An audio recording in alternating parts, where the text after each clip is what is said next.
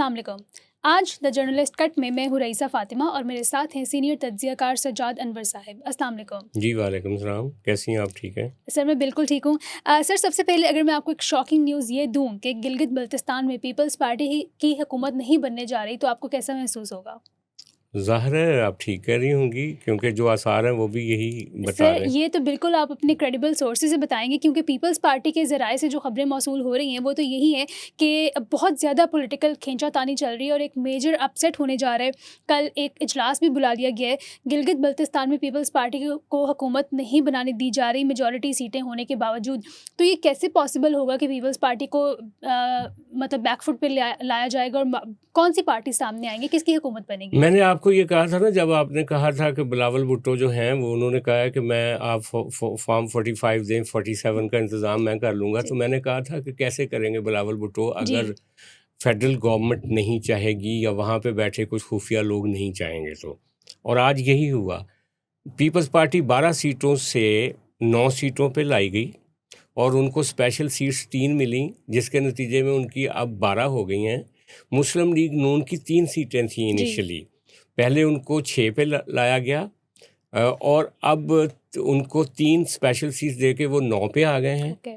یعنی Peoples party بھی 9 پہ ہے اس وقت، اسپیشل سیٹس ملا کے 12 پہ ہے اور مسلم لیگ نون 9 پہ ہے اسپیشل سیٹس ملا کے. اور آئی پی پی جس کی ایک ممبر بھی نہیں تھا جس کا وہاں پہ، ان کو 4 انڈیپینڈنٹ دیے گئے اور اب 2 اسپیشل سیٹس ان کو مل گئی ہیں تو وہ 6، یعنی کہ 6 وہ ہو گئے، 9 اور 6 15. اور اکثریتی پارٹی آئی پی پی اور مسلم لیگ نون ہے اور پیپلز پارٹی کے پاس 12 لوگ ہیں کیونکہ ان کے 3 جیتے ہوئے جو ممبرز تھے ان کے نوٹیفیکیشن روک لیے گئے. یعنی دیکھیں کہ شب خون ایسے مارتے ہیں کہ ان کے 12 لوگ تھے، 12 میں سے 3 کے نوٹیفیکیشن رات انہوں نے کینسل کیے. اس کے بعد اسپیشل سیٹس کا اناؤنسمنٹ نہیں ہو سکتی تب تک جب تک 24 نتائج پورے آ نہ جائیں. لیکن انہوں نے اس کے باوجود 21 سیٹوں پہ اسپیشل سیٹس کی اناؤنسمنٹ کر دی. اس کے نتیجے میں پیپلز پارٹی کی ایک اسپیشل سیٹ کم کی گئی، 3 ان کی ویسے کم کر دی گئی ہیں، 4 سیٹوں کا ان کو خسارہ دے کے اور 15 سیٹوں کی اکثریت بنا دی گئی ہے مسلم لیگ نون کی اور آئی پی پی کی. اب اگر پیپلز پارٹی آئی پی پی کے ساتھ کوئی معاہدہ نہیں کرتی تو ان کی حکومت نہیں بننے جا رہی. کل اجلاس بلا لیا گیا اسمبلی کا. جن لوگوں کی خواہش تھی کہ بلاول کا جیتا ہوا الیکشن شکست میں بدلنا ہے، کل وہ بدل دیں گے 9 اور 6 لا کے کھڑے کر کے، اور یہ کہانی بن گئی. تو پیپلز پارٹی کے ہاتھ بندے کے بندے رہ جائیں گے بھائی. جب آپ کے پاس 15 ارکان آپ کے مخالف کھڑے ہوں گے اسمبلی میں اور آپ کے پاس 12 ہوں گے تو ہاتھ کھلے ہوں یا بندے ہوں کہ اس کا کیا مطلب ہے؟ اکثریت والا جو ہے وہ سی ایم بن جائے گا کل. اس کا مطلب وہ بس شکایتوں جلسوں میں شکایت نہیں، وہ صرف جائیں گے سپریم کورٹ، وہاں کا ہائی کورٹ ہے ایک، وہاں پہ تو انسانی حقوق ہی نہیں، اور وہاں کا کیس آپ اپنے نہ سپریم کورٹ میں لا کے یہاں پہ اسلام آباد سپریم کورٹ میں وہ کیس پیپلز پارٹی نہیں لا سکتی کیونکہ وہ وہاں پہ جو صوبائی اسمبلی جو بھی وہاں پہ ایک ہائی کورٹ ہے، ان کے وہ بنیادی انسانی حقوق نہیں ہیں گلگت بلتستان کے لوگوں کے جو پاکستان کے عام آدمی کے ہیں. انہی حقوق کے لیے بلاول بھٹو نے وہاں پہ کیمپین چلائی تھی. تو اگلوں نے کہا کہ تم ان کے حقوق کی بات کرتے ہو، ہم تمہارا حق بھی چھین لیتے ہیں. ٹھیک ہے. اچھا، سننے والوں اور یہ ہوتا ہے اکثریت کو اقلیت میں بدلنے کا ایک لٹمس ٹیسٹ جو گلگت بلتستان میں ہونے جا رہا ہے. لوگوں کے ذہن میں یہ سوال آ سکتا ہے کہ پیپلز پارٹی آئی پی پی سے ہاتھ ملانے سے بالکل انکار کر دے گی، نہیں کوئی کوشش کرے گی اپنی اگر حکومت کوشش کرے گی بھی تو جنہوں نے اکثریت دلوائی ہے مسلم لیگ نون کو اور آئی پی پی کو، کیا وہ پیپلز پارٹی کو حکومت بنانے دے گی؟ اور وہ جو 4 دن سے یوٹیوبرز دھمکیاں لگا رہے تھے اور کہہ رہے تھے کہ بلاول بھٹو کے ساتھ یہ ہوگا وہ ہوگا، وہ بات نہیں مان رہا ان کو. اصل میں تو کہانی یہ تھی کہ بلاول بھٹو جس کو سی ایم بنانا چاہ رہے تھے وہ سی ایم قابل قبول ہی نہیں تھا. تو ہم یہ پہلے بھی بتا چکے ہیں. اب کل اگر مسلم لیگ نون مرکز میں اپنے اتحاد کو بچانے کے لیے اگر کوئی فیصلہ کرتی ہے پیپلز پارٹی کا ساتھ دینے کا وہاں پہ، تو تبھی پیپلز پارٹی کا سی ایم بنے گا، ورنہ وہ لوگ جیت جائیں گے جو مسلم لیگ نون اور پیپلز پارٹی کی لڑائی کروانا چاہتے ہیں. یہ پہلا مورچہ ہوگا گلگت بلتستان میں. ٹھیک ہے. تو اگر اسٹیبلشمنٹ میں یہ کہوں کہ ایک ہاتھ سے پیپلز پارٹی یا پی ایم ایل این کی کوalition کو کمزور کرنے کی کوشش کر رہی ہے، تو دوسرے ہاتھ سے وہ پھر سے پی ٹی آئی کے لیے ایک پولیٹیکل اسپیس پیدا کر رہی ہے، اور یہ بہت سارے ذرائع سے خبریں آ رہی ہیں کہ عمران خان کے لیے ایک پولیٹیکل ماحول پھر سے سازگار بنایا جا رہا ہے. ان سے بات کی جا رہی ہے کہ 2029 کے الیکشن میں ان کو جتوا دیا جائے گا، لیکن وہی ضد ہے عمران خان صاحب کی تھوڑی سی کہ ابھی کیا جائے جو کرنا ہے. لیکن ایک دفعہ پھر سے نئے سرے سے ان کے ساتھ مذاکرات اسٹارٹ کیے جا رہے ہیں تاکہ ان کو آگے لے کے آیا جائے، ان کو کاؤنٹر کرنے کے لیے ان کے تھرو 28ویں ترمیم منظور کروائی جائے. ایک تو ہمیں اس پہ آپ کو کامنٹ چاہیے. دوسرا ایک تصویر بہت وائرل ہوئی ہے، بلکہ ہم اپنی اسکرین پر شیئر بھی کریں گے. یہ والی تصویر ہے کہ کے پی کے گورنمنٹ کا ہم ہمیشہ سے سنتے آ رہے ہیں کہ وہ ایک پولیٹیکل ریکانسیلیشن چاہتے ہیں، وہ عمران خان سے ملاقات چاہتے ہیں، وہ ان سے ملاقات کے بعد 4 کروڑ کے پی کے کی عوام کے لیے بجٹ منظور کروانا چاہتے ہیں. لیکن وہ جو پاکستان ٹوبیکو ایکسپورٹ کا ایک پیج ہے، ٹوبیکو ایکسپورٹ پاکستان، انہوں نے ایک پکچر شیئر کی جس میں محمود اچکزئی صاحب، پرائم منسٹر شہباز شریف صاحب اور اسد کیسر صاحب ہاتھ ملا رہے ہیں، بہت اچھے خوشگوار. گوہر بیرسٹر گوہر بھی، وہ آپ نے دیکھی ہے بلکہ وہ تصویر کہ ہاتھ ملا رہے ہیں، بہت خوشگوار موڈ میں نظر آ رہے ہیں. تو خبریں یہ آئیں کہ ان کو سگریٹ انڈسٹری کے پیسے کی طاقت نے پی ٹی آئی اور پی ایم ایل این کے درمیان فاصلے جتنے بھی ہیں وہ ختم کر دیے ہیں. اس کا مطلب اصل مقاصد کچھ اور تھے. اور اسد کیسر نے یہ بھی کہا کہ ہمیں پرائم منسٹر صاحب نے اشارہ دیا ہے کہ آپ فائنانس منسٹر سے جا کے مل لیں، میں ان کو کہہ دوں گا تو آپ کا کام ہو جائے گا. تو یہ کیا سٹوری ہے؟ مطلب پی ٹی آئی کیا کر رہی ہے؟ اصل میں یہ جو سگریٹ پروڈیوسر ہیں وہاں پہ ان کا ایک مافیا ہے، اور پی ٹی آئی گورنمنٹ کے وہ مین فنڈنگ بھی وہ کرنے والے لوگ ہیں. ان کے کچھ ارکان اسمبلی میں ہیں، سینٹ میں بھی ان کے بندے موجود ہیں. تو وہ لابی تو بہت تگڑی ہے اس کی سگریٹ مینوفیکچررز کی، اور وہ ٹیکس نہیں دیتے، ٹیکس چور ہیں وہ بڑے پرلے درجے کے. اور پی ٹی آئی دیکھیں کہ عمران خان کی رہائی سے زیادہ ان کے ٹیکس معاف کرانے میں زیادہ انٹرسٹ لے رہی ہے، جس طرح سے اسد کیسر صاحب نے اور دوسرے لوگوں نے بات کی. کیونکہ یہ سگریٹ کے کارخانے ہیں کہاں پہ لگے ہوئے؟ آپ کے ٹرائبل ایریاز میں لگے ہوئے ہیں زیادہ، اور وہ ٹرائبل ایریاز کو ٹیکس سے پاک کرنے کے نام پہ سگریٹس کے اوپر سے وہ کروانا چاہ رہے ہیں، ان کو ٹیکس فری کروانا چاہ رہے ہیں. بہرحال یہ تو ایک الگ کہانی ہے. لیکن جو پی ٹی آئی کو آفر کیا جا رہا ہے وہ پتہ نہیں عمران خان صاحب مانتے ہیں یا نہیں مانتے. انیشلی تو ضرورت ہے حکومت کو کہ وہ یہ جو اماؤنٹ 1700 ارب روپے مختلف صوبوں سے لیے ہیں انہوں نے، ان میں جو کے پی کا حصہ ہے، وزیر اعلیٰ نے کہا تھا کہ اگر وہ دینے آپ نے تو میری عمران خان صاحب سے ملاقات کرائیں، میں ان سے اپروول لوں گا تو یہ پیسے آپ کو مل سکتے ہیں، ورنہ ہمارا کوئی وعدہ نہیں ہے. ایک تو یہ شرط ہے. اس کی وجہ سے انہوں نے ملاقات کروانی ہے، بے شک کچھ دنوں کے بعد کروائیں، 2 ہفتوں کے بعد کروائیں، کب کرواتے ہیں وہ تو کروانی. دوسرا ان کے لیے جو پیکج بنایا گیا ہے اسٹیبلشمنٹ کی طرف سے وہ یہ ہے کہ آپ 29 تک خاموش رہے ہیں، آپ کی ہم ضمانتیں بھی ہو لینے دیں گے، آپ کو ریلیف، آپ کی بیگم صاحبہ کو بھی ضمانت مل سکتی ہے، آپ بھی باہر آ سکتے ہیں، لیکن آپ 29 تک کوئی ہنگامہ آرائی نہ کریں، اسی سسٹم کو ایسے ہی چلنے دیں. اور آپ اگر ہمارے ساتھ تعاون کرتے ہیں، 28ویں ترمیم میں پی ٹی آئی ووٹ کر دیتی ہے کھڑی ہو کے، تو ہم 29 کے الیکشن میں آپ کو گارنٹی دیتے ہیں کہ وہ آپ کے ساتھ زیادتی نہیں ہوگی جو فروری کے الیکشن میں ہوئی تھی. تو یہ آپ کے لیے ایک پیکج ہے. اب عمران خان صاحب چاہتے ہیں کہ نہیں ابھی یہ حکومت توڑیں، ابھی الیکشن کروائیں، تب میں کسی اس میں جاتا ہوں. تو یہ والی ایک آفر دی گئی ہے. یہ آفر قبول ہوتی ہے پی ٹی آئی کی طرف سے یا نہیں ہوتی؟ کیونکہ جو خان صاحب کا رویہ ہے، عمران خان صاحب کا، وہ میں سمجھتا ہوں کہ ریکنسلیٹری نہیں ہے. ان کے اندر بہت غصہ ہے. سب سے زیادہ غصہ ان کو اسٹیبلشمنٹ کے خلاف ہے، اس کے بعد سب سے زیادہ غصہ ان کو مسلم لیگ نون اور پیپلز پارٹی سے. اب اس غصے کو وہ کیسے ہضم کر کے اتنی بڑی ڈیل کر سکتے ہیں کہ وہ 29 تک خاموش رہیں گے اور 28ویں ترمیم کے لیے ووٹ بھی دے دیں گے، جبکہ 28ویں ترمیم کے اوپر پی ٹی آئی والوں کا موقف یہ ہے کہ جناب ہم یہ صوبوں کے اختیارات کم نہیں ہونے دیں گے. تو اس میں پیچیدگی کافی ہے، لیکن ان کو آفر ضرور کی جا رہی ہے.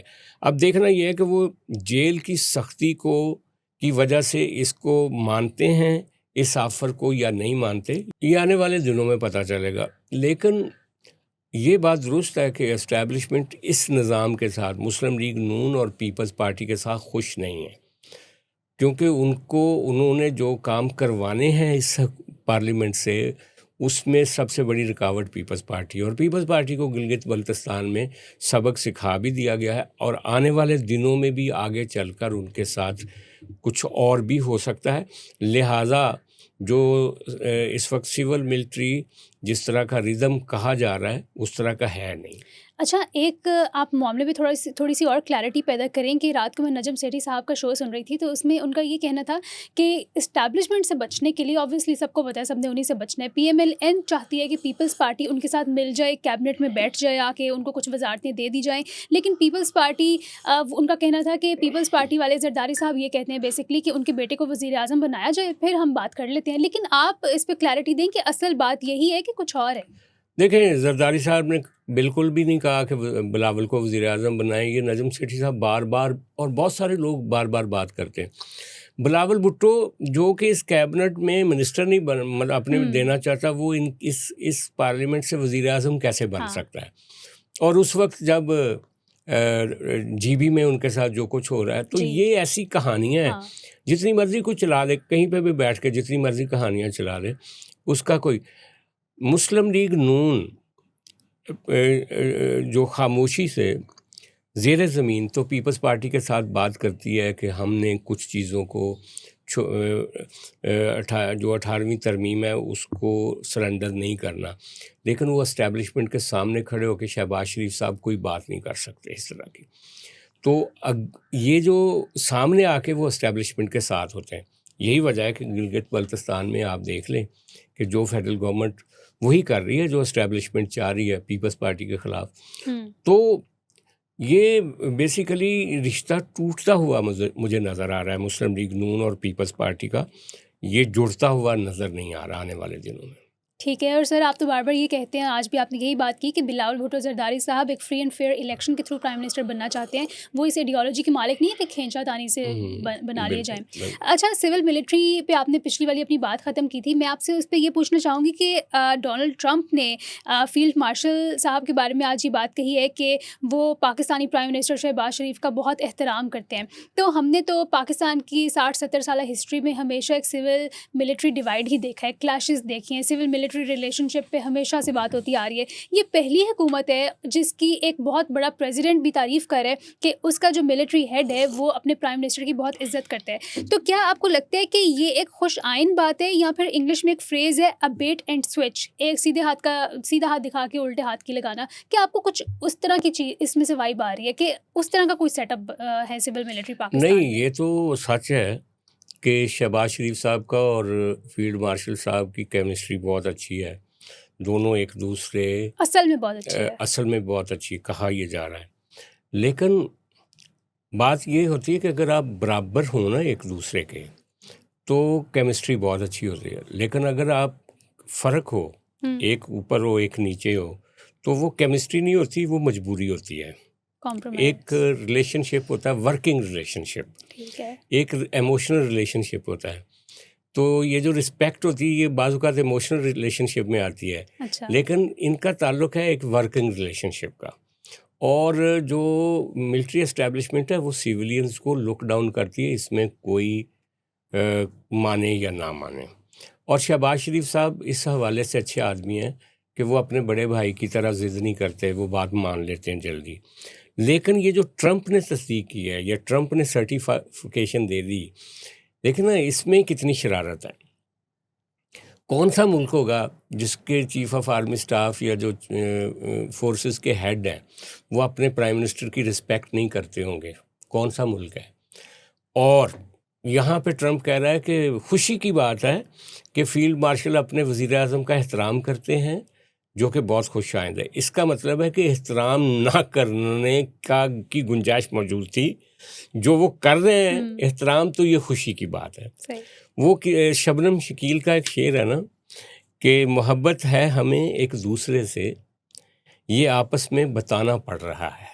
اچھا یعنی محبت کو بتانے کی ضرورت نہیں ہوتی، صحیح بات. ایکسپریس کرنے کی ضرورت نہیں ہوتی. محبت اٹ سیلف ایک ایکسپریشن ہوتا ہے. تو احترام اٹ سیلف ایک ایکسپریشن ہوتا ہے، اس کے لیے کسی سرٹیفکیٹ کی ضرورت نہیں ہوتی. صحیح. یہ ایک سمجھنے والی بات ہے ہیومن ریلیشن شپ میں. ٹھیک ہے. اچھا کل والی ہماری ویڈیو کے نیچے ایک کامنٹ تھا، رے رائڈر ان کا ہینڈل تھا، انہوں نے ایک لمبا چوڑا کامنٹ کیا جس میں انہوں نے یہ کہا کہ بیسکلی آپ کو ٹارگیٹ ہی کیا تھا کہ پاکستان ایک سیکیورٹی اسٹیٹ ہے. انہوں نے انگلش میں لکھا تھا، میں اردو میں ٹرانسلیٹ کر کے بتا رہی ہوں. پاکستان ایک سیکیورٹی اسٹیٹ ہے اور اسٹیبلشمنٹ جو کر رہی ہے اس کے پاس کوئی دوسرا آپشن نہیں ہے. ہمارا جو ملک ہے وہ اسرائیل کی طرح ہے جہاں پر وہاں پر بھی اسٹیبلشمنٹ اور گورنمنٹ کا ایک مضبوط اتحاد ہے، اور سافٹ پاور اور ڈیموکریسی کے ذریعے مسلم ملٹری پاور کو ہمیشہ سے ہسٹری میں توڑا گیا ہے. پہلے زمانے میں بادشاہی فوج کا کمانڈر ہوتا تھا، اور جو پولیٹیکل سائنس جیسے سبجیکٹس ہیں یہ فضول ہیں پڑھانے، اس میں ایک کہانی بتائی جاتی ہے، پریکٹیکل کچھ نہیں ہوتا. اور ساتھ میں ان کا یہ کہنا تھا کہ چین، روس اور امریکہ یہ ان میں بھی حکومتوں کا ملٹری کے ساتھ خفیہ اتحاد موجود ہوتا ہے جو کہ شو نہیں کیا جاتا. اسٹیبلشمنٹ کو چاہیے کہ پاکستان کی اس وقت جو گورننس کی اور معاشی خرابیاں ہیں اس کو فرنٹ فٹ پر آ کر ڈیل کرے اور اس کو وہی ہینڈل کرے. ایک نقطے پہ ان سے بات کرتے ہیں. یہ انہوں نے کہا تھا کہ جواب ضرور دیجیے گا، ہاں ان جی. کو چاہیے کہ یہ جواب سنیں. سب سے پہلے انہوں نے کہا سیکیورٹی اسٹیٹ ہے. تو سیکیورٹی اسٹیٹ کس لیے ہیں ہم؟ جب قائد اعظم محمد علی جناح نے یہ پاکستان بنایا تھا تو انہوں نے اس کو ویلفیئر ڈیموکریٹک اسٹیٹ کہا تھا. آپ اکثر ہم کہتے ہیں کہ انڈیا کے ساتھ جو ہمارا اتنا بڑا بارڈر لگتا ہے اور انڈیا کے جو عزائم ہے پاکستان کے خلاف، اس وجہ سے ہم سیکیورٹی اسٹیٹ ہیں. نہیں، ہم اس سے پہلے ہی سیکیورٹی اسٹیٹ تھے جب انڈیا کے ساتھ کوئی لڑائی شروع نہیں ہوئی تھی. ہمیں چنا گیا تھا سرد جنگ کی فرنٹ لائن کے لیے، اور ہم نے کرائے کی ایک جنگ لڑی تھی جس کو بعد میں ہم نے جہاد کا نام دیا، اور آج انہی جہادیوں کو ہم اپنے افغانستان کے بارڈر پہ فیس کر رہے ہیں اور ان سے مار بھی کھا رہے ہیں اور ان کو مار بھی رہے ہیں. 70 سال سے یہ جنگ جاری ہے. اس میں ہم نے کیا حاصل کیا، کیا کھویا، یہ آپ لوگوں کے سامنے ہے. انڈیا کے ساتھ تو آپ نے 2 یا 3 جنگیں لڑیں، یہ جنگ آپ پچھلے 70 سال سے لڑ رہے ہیں. پہلا سوال. دوسری مثال انہوں نے دی کہ انڈیا کے ساتھ لڑنے کے لیے ہمیں سیکیورٹی اسٹیٹ رہنا پڑے گا. تو انڈیا کے ساتھ لڑنے کے لیے جو آپ نے ہتھیار بنائے ہیں اب تک، سب سے بڑا ہتھیار آپ کا نیوکلیئر ہے، وہ کسی ملٹری ڈکٹیٹرشپ نے نہیں بنایا. سب سے بڑا ہتھیار آپ کا نیوکلیئر پروگرام ہے، وہ کسی ملٹری ڈکٹیٹر نے نہیں بنایا. سب سے بڑا ہتھیار آپ کا وہ تھا جس دن آپ نے نیوکلیئر ٹیسٹ کیے، وہ کسی ملٹری ڈکٹیٹر نے نہیں کیا. سب سے بڑا ہتھیار آپ کی انٹرنیشنل جو رینکنگ تھی، چائنا کے ساتھ آپ کے تعلقات ہیں، یا جو آپ دیکھیں کہ بھٹو کے زمانے میں جو اسلامی سربراہی کانفرنس ہوئی، اس میں اسلامی ملکوں کے سربراہان بھٹو کے سامنے بچھے جاتے تھے. اور آج ضیاء الحق کی پالیسیوں کے نتیجے میں اور جس طرح کی ہم نے سیاست کی سول ملٹری لڑائی لڑی، اس کے نتیجے میں آج ہمیں یو اے اور سعودی عرب اور کویت اور یہ جو گلف اسٹیٹس ہیں ان کے سامنے ہمیں بچھنا پڑ رہا ہے، ہمیں ان سے قرض لینا پڑ رہا ہے. اس وقت وہ ایک ایسے بینک کی بات کر رہے تھے جو ایک ورلڈ بینک کے پیرلل بینک تھا ذوالفقار علی بھٹو کا. تو ہم نے مارشل لاء کی وجہ سے بہت نقصان اٹھایا، اور سیکیورٹی اسٹیٹ کے فلسفے کی وجہ سے ہمارا عام آدمی پس کے رہ گیا ہے. اچھا، تیسرا سوال انہوں نے کہا اسرائیل کی مثال دی. تو اسرائیل میں جب سے اسرائیل بنا ہے اب تک بتائیں کتنے مارشل لا لگے ہیں، کتنے آرمی چیف جو تھے وہ ڈکٹیٹ کرواتے ہیں پرائم منسٹر کو. وہاں پہ کتنی حکومتیں جو تھیں وہ ایجنسیوں نے تبدیل کروائیں. یہ صاحب ان کو لکھ کر بتانا چاہیے. وہاں پہ آج بھی یہ جو بنیامین یاہو ہے وہ اپنی پاورز کو، سویلین پاورز کو ملٹری کے لیے استعمال کرتا ہے، جہاں چاہتا ہے، جس آگ میں چاہتا ہے جھونک دیتا ہے اپنی ملٹری کو. کوئی بولنے والا نہیں اس کے سامنے وہاں پہ. اچھا، پھر اگلا نقطہ انہوں نے کیا کہا کہ پاکستانی اسٹیبلشمنٹ کو یہاں کے؟ نہیں، انہوں نے کہا جی کہ امریکہ چائنا روس میں ایک گٹھ جوڑ ہے خفیہ، ایک سیکرٹ اپنی کوہیژن فوج کے ساتھ ایک کوہیژن ہے، سیکرٹ کوہیژن. تو بھائی جان ہر ملک کا ایک بندوبست ہے. امریکہ میں ایک صدارتی نظام ہے، روس میں ایک کنٹرولڈ صدارتی نظام ہے جس میں پیوٹن بار بار آ جاتے ہیں، چائنا میں ایک کمیونسٹ گورنمنٹ ہے. لیکن جو بھی بندوبست ہے ان ملکوں میں، ان ملکوں کے اس ڈسپلن کی ملٹری پابند ہے. کانسٹیٹیوشن جو بھی ان کے ہیں ان سے مبرہ نہیں ہے. ہمارے ملک میں ایسا نہیں ہے. ہمارے ملک میں کئی دفعہ پہلے تو 30 سال آئین ہی نہیں بنا، جب آئین بنا اس کو اس کے بعد سے اب تک 2 یا 3 دفعہ توڑا جا چکا ہے، اور ابھی بھی آئین ہی میں نئی ترامیم کی بحث ہو رہی ہے. اچھا جی، اور اگلا ایک سوال تھا ان کا کہ مسلم جو ملٹری پاور تھی جی، وہ سافٹ سپہ سالار تھے جو حکمرانی بھی کرتے تھے جی، اور لڑتے بھی تھے. تو اس پاور کو ختم کرنے کے لیے یہ ڈیموکریسی کا ڈھونگ رچایا گیا. ہاں جی. تو میری ان صاحب سے یہ ریکویسٹ ہے کہ وہ بھی تاریخ پڑھیں کہ یہ جو عثمانیہ سلطنت ہے اس کو ہی دیکھ لیں، باقیوں کو چھوڑ دیں کہ بادشاہ نے اپنے کتنے جنرل جو تھے ان کو بلا کے ان کی گردن اڑائی، کتنے جرنیلوں کو عہدوں سے ہٹایا، کتنے جلا وطن ہو گئے. یہ وہاں پہ جو بادشاہ تھا نا، سوورینٹی بادشاہ کے نام پہ تھی، کبھی ملٹری کے نام پہ وہاں پہ یا ان کے لشکر کے نام پہ سوورینٹی نہیں تھی. محمد بن قاسم نے جس نے آ کے انڈیا میں آ کے سندھ میں اپنا فتوحات کی، جب وہ واپس گئے تو ان کے ساتھ کیا ہوا؟ جرنیلوں کے ساتھ ہر بادشاہت میں وہ سلوک نہیں ہوتا کہ جرنیل خود بادشاہ بن جائے. بادشاہ کی پاور جو ہوتی ہے، جو خلیفہ کی پاور ہوتی ہے وہ اور ہوتی ہے، اور لڑنے والوں کی پاور اور ہوتی ہے. اچھا، اور کیا انہوں نے فرمایا تھا؟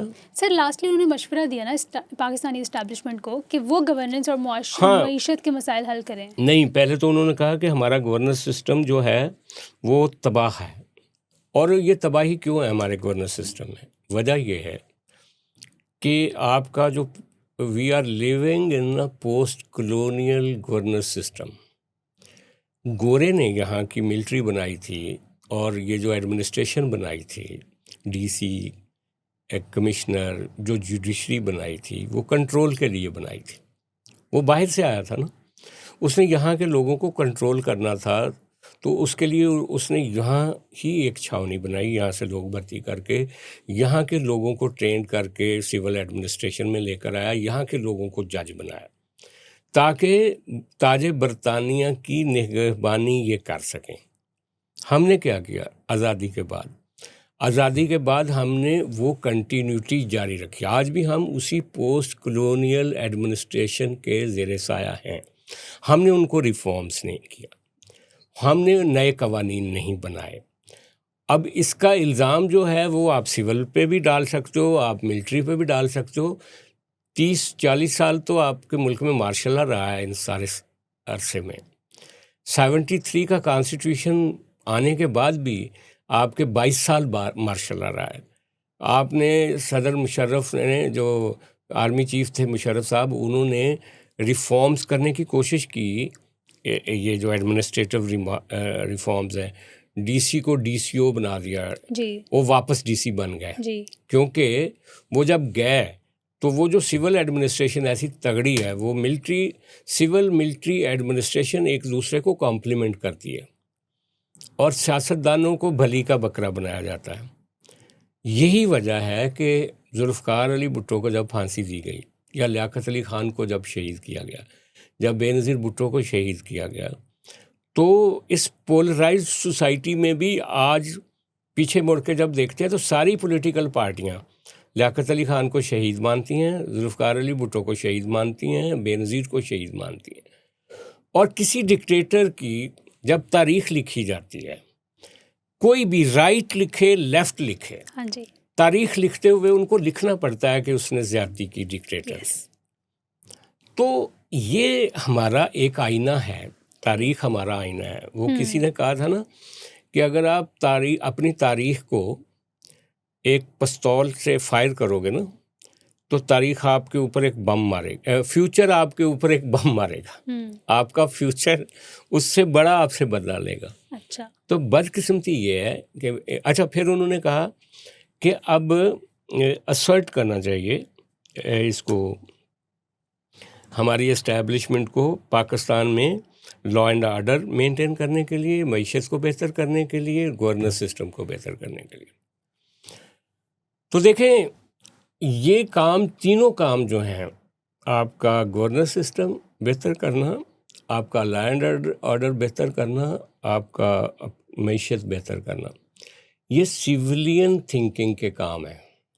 ان کا کہنا تھا نا کہ یہ جو ہماری مسلم ملٹری پاور تھی اس کو شکست دی گئی یہ جو پولیٹیکل سائنس اور ان تھیوریوں کے ذریعے یا یہ جو ڈیموکریسی کے ذریعے نہیں، آپ کی مسلم ملٹری پاور جو تھی اس کو شکست دی گئی سائنس ٹیکنالوجی کے ذریعے، اور اسی سائنس ٹیکنالوجی کے اندر سے ہی پولیٹیکل سائنس بھی نکلی ہے جس کو آپ تسلیم کرنے کے لیے تیار نہیں۔ آپ 2000 سال پیچھے جانا چاہتے ہیں، جی 200 سال پیچھے، 200 سال پیچھے جانا چاہتے ہیں آپ، 200-300 سال، لیکن دنیا آگے جانا چاہتی ہے۔ یہی ہمارا اور دنیا کا بنیادی فرق ہے۔ اچھا، یہ جو معیشت ٹھیک کرنی ہے، گورننس ٹھیک کرنی ہے، آپ نے لا اینڈ آرڈر ٹھیک کرنا ہے۔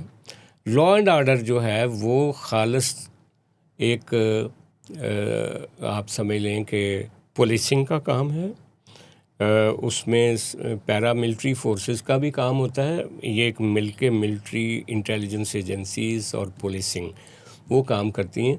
ہم نے بچوں کو شہید کروانے کے بعد جو نیشنل ایکشن پروگرام بنایا تھا، ابھی تک اس کے اوپر ایک جامع جو عمل درآمد ہونا تھا وہ نہیں ہو سکا۔ نیکٹا بنائی گئی، ابھی تک وہ افیکٹو نہیں ہو سکی۔ ڈیفنس کے ساری ضروریات پوری ہوتی ہیں، لیکن نیشنل ایکشن پروگرام کے لیے، نیکٹا کے لیے ان چیزوں پہ ابھی تک کوئی کام کیوں نہیں ہو سکا؟ پہلا سوال۔ دوسرا سوال یہ کہ یہ جو امن و امان کی ہماری جو پولیسنگ ہے وہ بھی گورے کے زمانے کی ہے، ہم نے اس کو ریفارم نہیں کیا۔ ملٹری گورے کے زمانے کی ہے، ہم نے اس کو ریفارم نہیں کیا۔ تو یہ کام کرنے چاہیے تھے۔